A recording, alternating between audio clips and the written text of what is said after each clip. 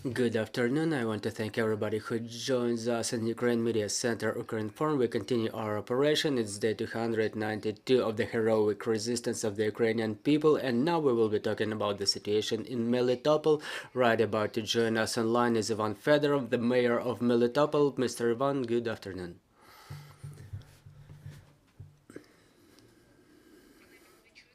Mr. Ivan, are you hearing us? 1, 2.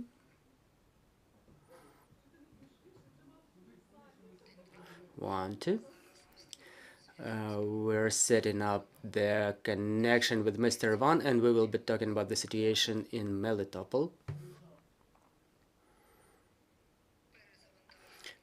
We're resetting the system, and we will try to get our speaker connected once again.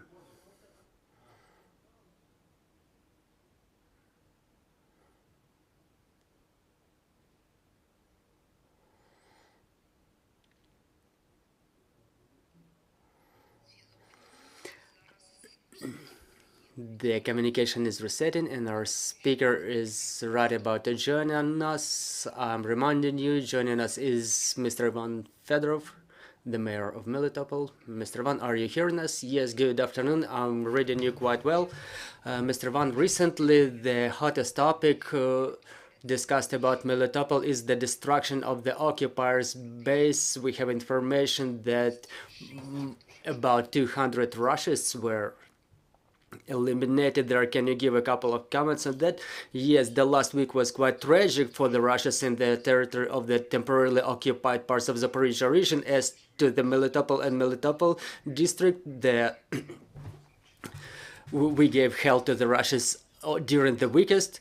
There was a post destroyed on the distance of 20 kilometers from Zaporizhia. There is Bogdanivka logistic node where they use railway to transport their military material.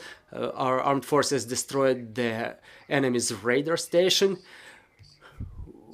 which served to the air navigation and air defense activities. And also the third thing is the elimination of Russians in the suburbs of Melitopol in a restaurant complex where FSB unit was deployed, who were responsible for analytics and the management of the databases, and also in the hotel nearby that restaurant there was located a unit of Ossetians who lived and recreated there. As to the losses in all three objects, the losses of personnel are dozens of Russians who left forever, and talking about the injured, it's about 200 Russians who left for hospitals. And we see the reaction of the local collaborationists and the local occupiers. What I'm talking about is Russians were talking a lot in their propaganda media about Melitopol being reliably protected by air defense forces, and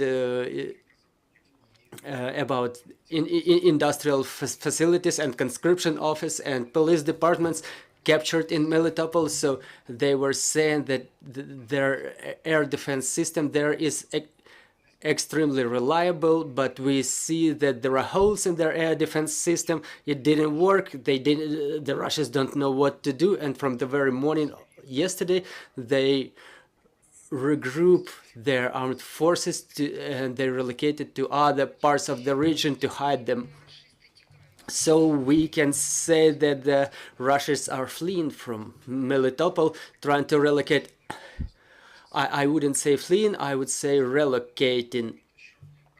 But on the other hand, we have to understand that the residents of Melitopol who are temporary occupation, they all expect our Ukrainian state and our Ukrainian flag to come back. So we have very reliable information about all relocations, all the movements on the enemy. I mean, our security service and our armed forces, they have very good intelligence.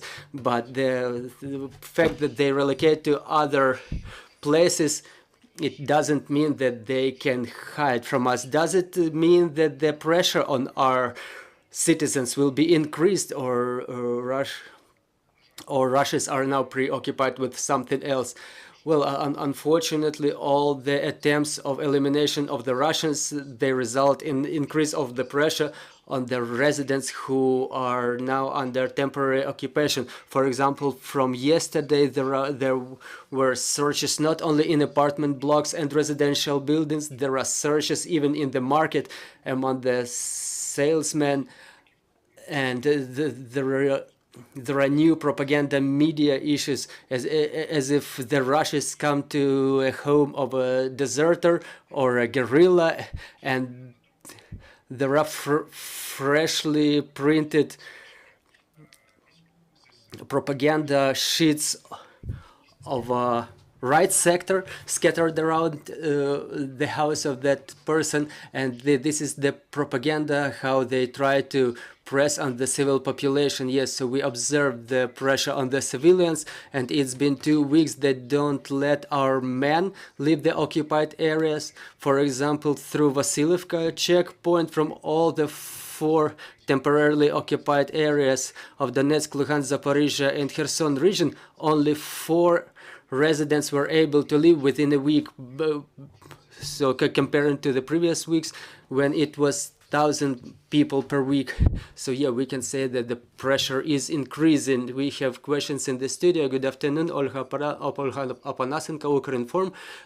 Sir, there is new information that in Melitopol, Russians exchange hryvnias for rubles,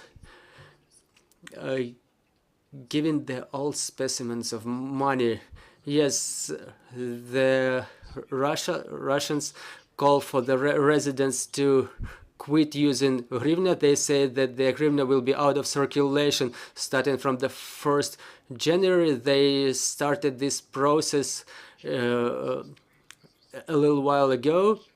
They started it even in Russian banks, so it's an absurd situation where they accept hryvnias, and they started issuing the counterfeit rubles in their banks.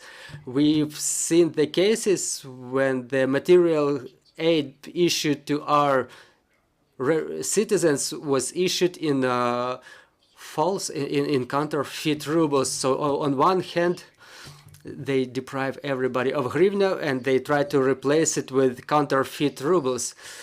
Mr. Van, was the humanitarian situation in Melitopol? What about the mobile communication, water, power supply? Well, the situation is being complicated because of the shutdown of the mobile communication by Russians to immerse our residents in information vacuum, and there are shutdowns of power supply and respectively water supply and heat supply, but our residents are prepared for winter now.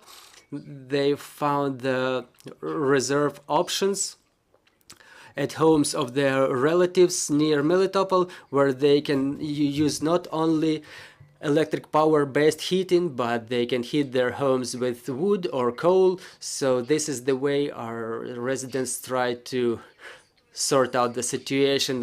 What's the situation with the medicines? Is there a way to deliver medicines to the occupied areas? We tried to do it the last week, but all the medicines were retained in the gray zone in Vasilivka. Russia's detained them.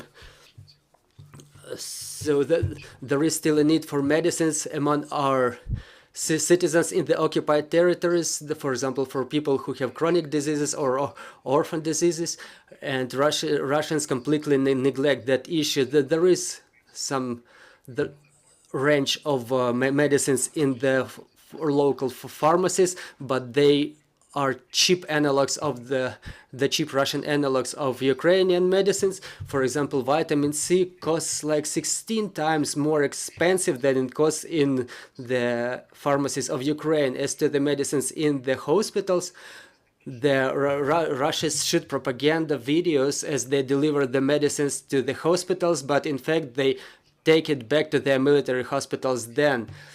So there is no normal range of medicines which is widely available in Ukrainian in government-controlled territories now. And as to their injured Russian military, do they bring it to Crimea? So is it true that they don't leave anybody in the occupied areas or in Melitopol, for example? No, it's not quite true. They just delivered a part of their injured to Crimea using ambulance vehicles. They bring it to Crimea or even then to Russia. A large number was brought to military hospitals in Melitopol and around the city.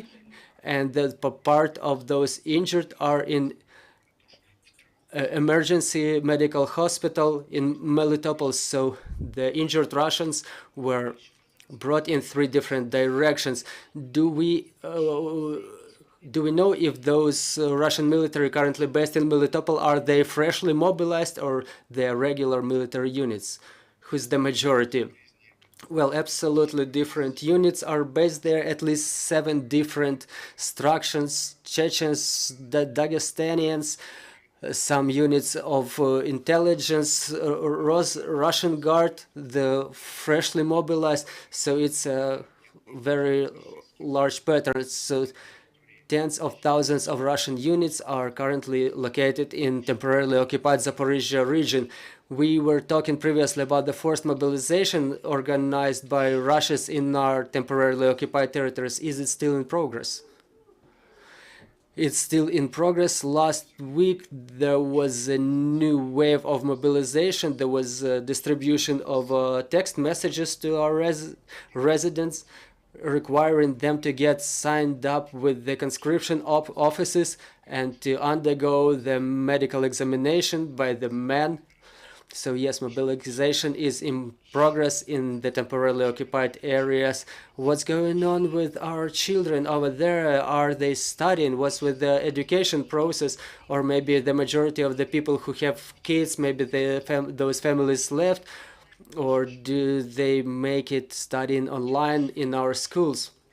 Well, most of the children left. Well, definitely more than 50% of the school children left from temporarily occupied areas. The schools, the Ukrainian schools work online in Melitopol, and around 12,000 children are getting education online in Melitopol and in adjacent areas. As to the education process in the temporarily occupied territories of Zaporizhia region, it's not about education, it's about propaganda, and due to the lack of children who attend schools and due to the lack of teachers who refuse to collaborate, Russians just shut down the schools. For example, now it's only 12 schools out of 15 which were operating from the 1st of September. So this trend will continue.